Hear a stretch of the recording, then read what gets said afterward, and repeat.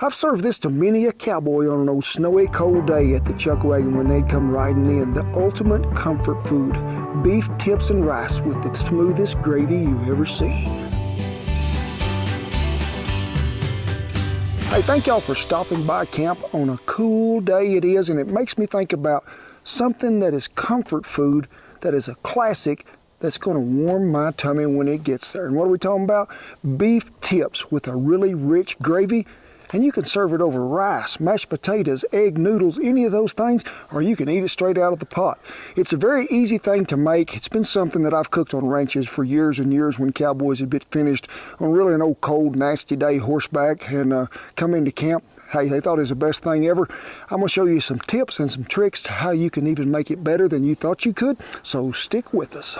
The most important thing in this recipe is what? The beef. Yes, it is. Now, hey, I have cooked this with so many different cuts of beef through the years for cowboys on ranches, but one of my favorite ways is to cook it with tri-tip. Now, I have used just top sirloin or bottom round or inside of the round, but I like something that's got a little more marbling and intermuscular fat down there in it that is going to give me really a better taste in the meat. Now, stew meat, when you go and get that and the butcher's already got it cut and it's laying there in a package, a lot of time these are trimmings and they've got a big rind of fat on them. So always be careful when you're picking stew meat. Try to get some of the leanest you can. Sure, you want a little fat for flavor, but not all of it. Where does the tri-tip come from? It is a muscle, and it is a muscle that lays down in here like this. I always used to call it boot meat because it comes down and then it cuts back, but it comes right here. Now, California really made this popular. I've never heard of them in my life till 20 years ago, and we're going to take off any excess fat that might be right here on the top of this. And if you have any silver skin, as you can see here, we need to try to get rid of some of that too. Now, if you're wondering about different ways that you can cook a tri-tip, we have done them so many different ways. Seared them and then smoked them. We have smoked them and then flashed them over a fire. So you can check those videos out, see what you want to do. You can even, if you wanted to, use a chuck roast in this. I've done that before.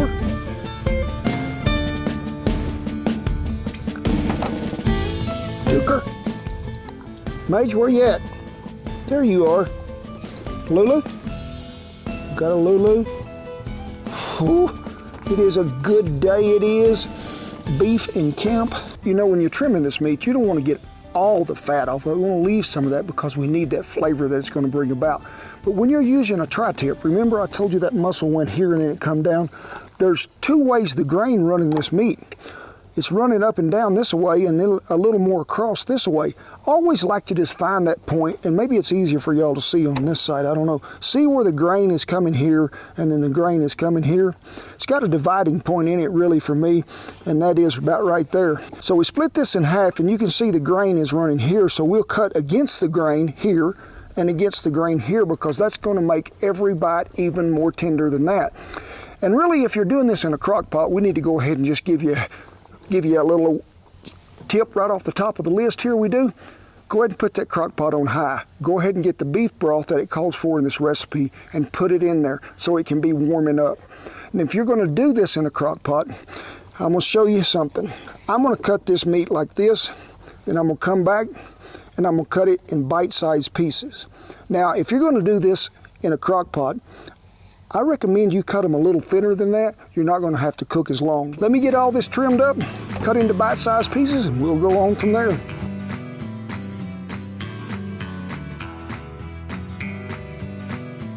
Well, got her all trimmed up just like I wanted it into bite-sized pieces. We're going to have some all-purpose flour here, some of our seasoning. It's got a little citrus base to it. Lemon pepper, I think, and a little garlic powder and some black pepper. And we're going to give it a generous shaking because that's a little over 3 pounds of meat there. We're just doing a light dusting on this meat. And when people ask, say, well, how come do you going to put this flour on there? Well, I think when you put flour on there, it helps that meat brown up on that outside edge just a little more. You'll see it quicker, but also any of that flour that's left over that fell in that skillet that might be incorporated into that grease, whew, that's just going to bring out more flavor and a thickening agent that we really need. So let me get this out of the way. We'll get this over here, and we're just going to sprinkle and dust and shake. How you like that, mate? It seems like a song. Dust and shake. Whew.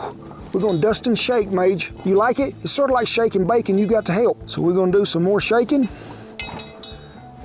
If you've got you a large cast iron skillet, you need to be preheating it right over there now, because we're just gonna brown this up. We're not cooking it till it gets done, because we want all that flavor to come for when it sets in all them juices down in there in that little old gravy, to let it absorb in there and get even more tender and more flavorful. You know, when you're doing this, make sure that you separate that meat, because see, there's pieces that ain't getting no light dusting to it because they're ganged up with their buddy.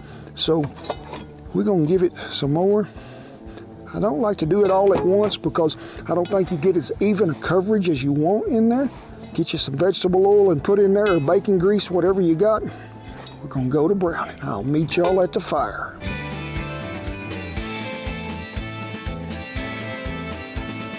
Bacon grease is hot and ready to go. I want you to do this in batches, not all at once. Because if you get it too much in there, you're not ever going to get it browned up right. So we've got our Stargazer over here. You know, Stargazer, I love a two-handled skillet. It's not just for frying. You want to make a big old batch of cornbread, you want to make a big old pie, hey, this thing will slide right in your oven. It is good to go. But we're just going to get this browned up on all sides. Now, we're not cooking this all the way through. We just want to get it good and golden brown on the outside edges. Then we're going to transfer it to a Dutch oven to keep it there till we move right on down the trail. I think one of the first times that I made tri-tip on a ranch was in the Paladura Canyon about, I'd say 2002 or 3. It was about -3 when them cowboys rode out that morning. And they told me, we won't be back for lunch. It's a long day. We're going a long way, but we'll be back for supper. If you could have it ready about 4 o'clock. I said, I can do it. Then the wind picked up about noon. It did. It really got to blowing. And I'm thinking, them boys going to be froze up stiff. Now, when they come into camp, there was always 2 things they were really glad to see, and it wasn't me. That was a coffee pot and old Bertha, because they'd be doing this, just trying to get warm. And I heard one of them say, when he came over and he sort of leaned over and he's smelling in that big old stew pot I had there. And I was feeding 15 cowboys, and he said, that smells like that's gonna have some really good gravy with it. He said, you know, Ken, he said, gravy needs its own food group. But to see all them fellers that night huddled up with a big old bowl of that tri-tip over some rice, some of them had mashed potatoes, and they just sitting there by that fire eating, you could finally see them begin to thaw out. All the color was coming back to them. They asked me 3 days later, reckon we could have that again? And that's something a cowboy will never do, is ask you or tell you what they want you to cook. So I knew it was good or they wouldn't have asked. We did have her again. Ended up getting snowed in, had to stay about 3 days extra. If you've ever heard of the recipe we call sparkling taters, that's where it come about when we'd have nothing else left to eat but taters and bacon.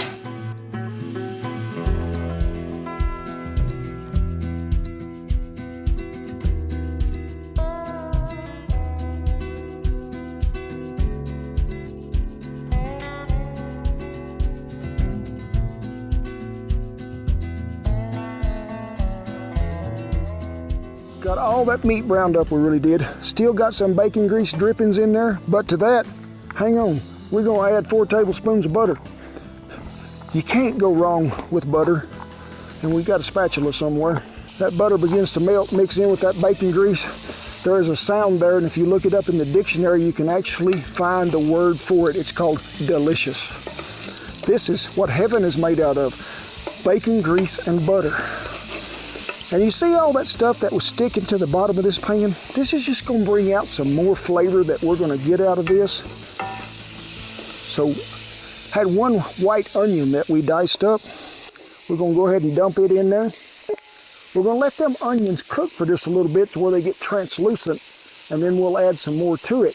But if you're doing this like I'm doing it here, I'm cooking it outside. If you can do that, hey, I really like it. But if you need to cook it in the house, go ahead on.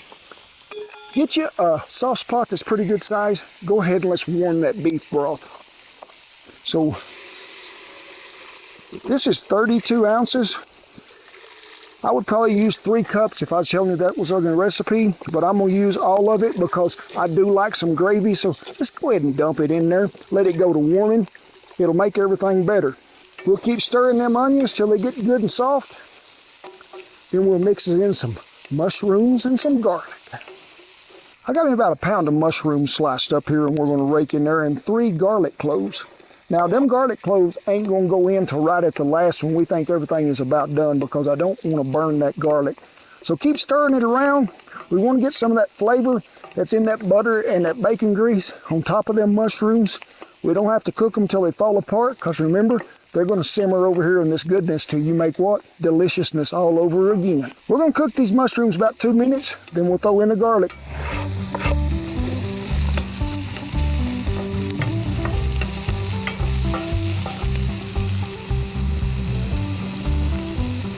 We'll give this just a little seasoning to them onions and mushrooms. We got our broth over here getting warm. This will go right in there when it gets done.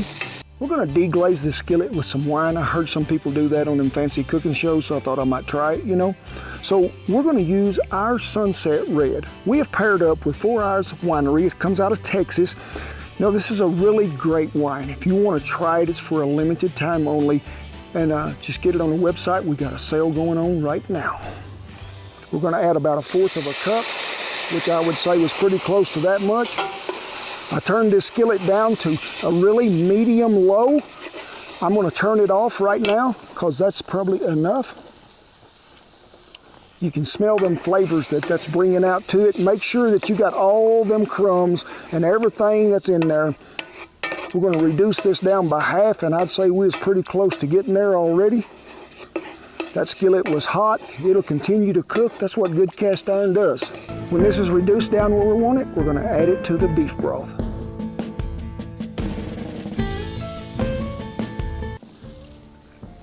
I'm not a vegetarian, I'm not. Well, really I am in a way, because cows eat grass and I eat cows, but I could take that right there and I could do pretty good with some cornbread or a flour tortilla. Now, we're gonna add some dried thyme. A lot of you are saying to yourself, why wouldn't he put fresh in there? You know, on a wagon, it was hard for us to keep fresh stuff on a wagon, any kind of vegetable or something like that, for 5 and 6 weeks at a time. And I really got to using a lot of dried thyme if I was making a beef dish, because it brings out a very unique flavor, it does. So we'll add that. To that, we're gonna drop in 1 beef bouillon cube, and it will dissolve in there. I promise you, we will stir it around. Some of the W sauce right here, Leon Perrins, as Mr. Justin Wilson would say. And I'd say we're going to use about that much. We're going to let that all incorporate well. Then we're going to add the meat, and then we're going to let it do its thing. We're going to bring it to a boil, then we're just going to let it simmer till it gets good and tender. Let it cook 1.5 hours to 2 hours to where it is fork tender. Then we're going to cook us up some rice. We're going to pour it over there. I'm going to wrap a lip around it, and I'm going to eat.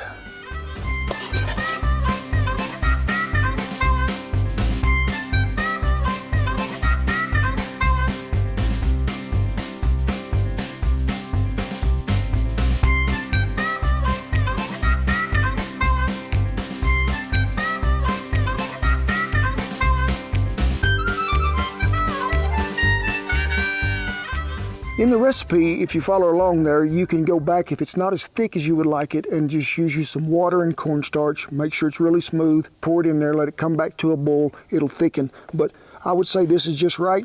And I'm gonna tell you viewers right now, you'll usually see me take 1 bite. This is an 8-bite deal. First of all, I just want to taste the meat. I'm gonna tell you right now, you could gum this meat. If you didn't have no teeth, take your false ones out. It'd be a done deal. The gravy, the mushrooms. I'm gonna do the comfortable dance.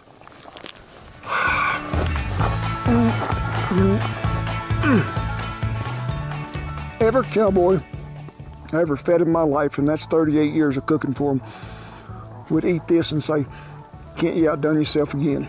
Easiest recipe in the world to follow, it is. Let me chew this up.